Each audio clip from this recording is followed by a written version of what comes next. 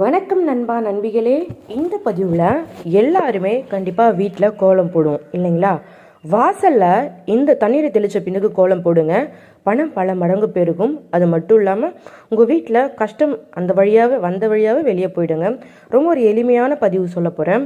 நிறைய பேர் ஏதாவது ஒரு வகையில் தரித்திரமோ கடனோ பிரச்சனையோ சூழ்ந்திருக்கும். அவங்கள முன்னேற விடாமல் தடுத்துட்டே இருக்கும்.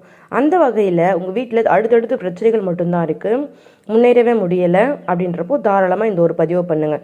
வாசலில் கோலம் போடுறப்ப இந்த தண்ணி தெளிக்கிறதுல அப்படி என்ன பலன் நீங்கள் தெரிஞ்சுக்கோங்க. ஃபஸ்ட்டு வாசலில் எதுக்காக கோலம் போடுறோன்றதையும் தெரிஞ்சுக்கோங்க. வாசலில் கோலம் போடுறதுக்கு மிக முக்கிய பலன் மகாலட்சுமி நம்ம வீட்டுக்குள்ளே வரவழைக்க. எந்த ஒரு வீட்டு வாசலில் கோலம் இருக்கோ அந்த வீட்டில் துர்சக்தியோ தீய சக்தியோ நெருங்காது. சரிங்களா?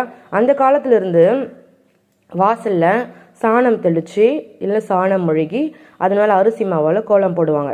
இன்றைய காலகட்டத்தில் அப்பார்ட்மெண்ட்டில் இருப்பீங்க, இல்லை அடுக்குமாடு வீட்டில் இருப்பீங்க, இல்லை தனியாக ஒரு தனி வீடு கூட இருக்காது, வாடகை வீட்டில் இருப்பீங்க. இது யாராக இருந்தாலும் கண்டிப்பாக கோலம் போடணும். வாசலில் பெரிய கோலம் போடலாம் கூட உங்களோட வீட்டோட நிலைவாசல் இருக்குது இல்லைங்களா? அந்த நிலைவாசல் அரிசி மாவால் சின்னதாக ஒரு கம்பி கோலமாச்சு, இல்லை ஒரு பூ கோலமாச்சு, காலையிலனா கம்பி கோலம், மாலைன்னா பூ கோலமாச்சு, சாதனம் சின்னதாக போடணும். ஏன் அப்படின்றத சொல்கிறேன். கோலம் போட்டிங்க அப்படின்றப்போ தேவர்களோட ஆசி பரிபூர்ணமாக கிடைக்கும். முக்கியம் மகாலட்சுமியின் அருள் பரிபூர்ணமாக கிடைக்கும். ரெண்டாவது, என்னைக்கெல்லாம் கோலம் போட மாட்டாங்க அப்படின்றப்போ அமாவாசை அன்னைக்கு கோலம் போட மாட்டாங்க. ஒருவேளை உங்கள் வீட்டில் நீங்கள் ரெகுலராக கோலம் போடாமல் இருக்கீங்க அப்படின்றப்போ நல்ல சக்திகள் உள்ள நுழைய மாட்டாங்க, வாசலோடு வெளியே போயிடுவாங்கன்றது நம்ம முன்னோர்களோட ஐதீகம் சாஸ்திரத்துலேயும் சொல்லப்பட்டிருக்கு. அந்த வகையில் இப்போ கோலம் போடுறதே நல்லதுன்னு சொல்லிட்டேன்.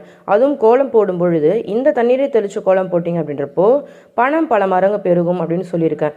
கோலம் போடுறது மகாலட்சுமி வர வைக்கிறதுக்கு தான். மகாலட்சுமி நம்ம வீட்டுக்குள்ளே வந்துட்டாங்க அப்படின்றப்போ பணம் பல மரங்க பெருகதான் ஆரம்பிக்கும். நினைத்த காரியங்கள் நடக்கும், வெற்றியெல்லாம் கைகூடும், தடைகள்லாம் தடைபடும். சரிங்களா? சரி, என்ன அப்படின்றத சொல்கிறேன்.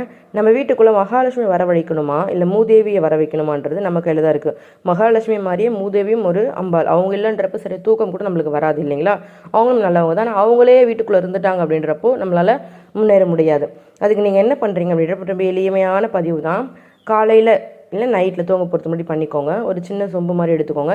இது நீங்கள் பித்தளை சொம்பு இருக்கணும் தான் கிடையாது, தண்ணி குடிக்கிற சொம்பு கூட எடுத்துக்கலாம். வாய்ப்படாத எச்சப்படாத சொம்பில் அவங்க வீட்டில் இருக்கும் இல்லையா, அந்த சொம்பு எடுத்துக்கோங்க. அதில் மஞ்சள் கொஞ்சம் ஒரு சிட்டிகை போட்டுக்கோங்க. கிராம்பு நல்லா நசுக்கி போட்டுக்கோங்க. முக்கியமாக ஒரு ஏலக்காய் போட்டுக்கோங்க. இது எல்லாத்தையும் போட்டு கொஞ்சோண்டு ஒரு சின்ன தண்ணி குடிக்கிற சொம்பு மாதிரி வச்சு ஒரு 10 நிமிஷம் வச்சுட்டு அதுக்கப்புறம் நீங்கள் தண்ணி கழுவீங்களே, வாசலில் கழுவி கோலம் போடுவீங்களே, அந்த தண்ணியில் இதை கலக்கி மிக்ஸ் பண்ணி நீங்கள் கலக்கி கோலம் போடுங்க. இந்த கிராம்புக்கு வசியத்தன்மை அதிகமாக இருக்குது. ஏலக்காய்க்கு நினைத்ததை நினைவேற்றக்கூடிய ஒரு பவர் இருக்குது. மஞ்சள் ஒரு கிருமி நாசினியாகவும் மங்களகரமாகவும் ரொம்ப அனைத்து இதுலேயும் பயன்படுத்துகிறோம். இந்த 3 பொருட்கள் இணைந்து சும்மா ஒரு மஞ்சள் 1 ஸ்பூனு, கிராம்பு 1 நசுக்கி போடணும், ஒரு 5 நசுக்கி போடுங்க, ஏலக்காய் ஒரு 3 இடித்து போடுங்க. இது மாதிரி போட்டு பண்ணிங்கன்னா உங்கள் வாசலில் ரொம்ப கம்மகன்னு இருக்கும். வீட்டில் இருக்க மூதேவி வீட்டை விட்டு விடியேறி மகாலட்சுமி வீட்டுக்குள்ளே குடியேறுவாங்க. அதுக்கப்புறம் நீங்கள் எந்த தொழில் தொடங்கினாலும் வெற்றி மட்டும் தான், தோல்வி அப்படின்றது உங்கள் வாழ்க்கையில் கிடையவே கிடையாது. இந்த பதிவை பார்த்த உடனே உங்களுக்கு தோணலாம், என்னங்க வாசலில் தண்ணி தெளித்த உடனே இதெல்லாம் நடந்துருமானா? நிச்சயமாங்க. நம்ம செய்கிற சிறு மாற்றங்கள் நம்ம வாழ்க்கையில் பெரிய சந்தோஷத்தை கொடுக்கும். நம்மக்கிட்ட இருக்கிற கெட்டதெல்லாம் விலகி வைக்கும், நம்மளை நல்லதாக வச்சுருக்கோம். ஒரு சில விஷயங்கள் நம்ம செய்கிறோன்னு வச்சுக்கோங்க, அதன் மூலியம் நம்மளுக்கு சந்தோஷம் கிடைக்குது, மன நிறைவு கிடைக்குது.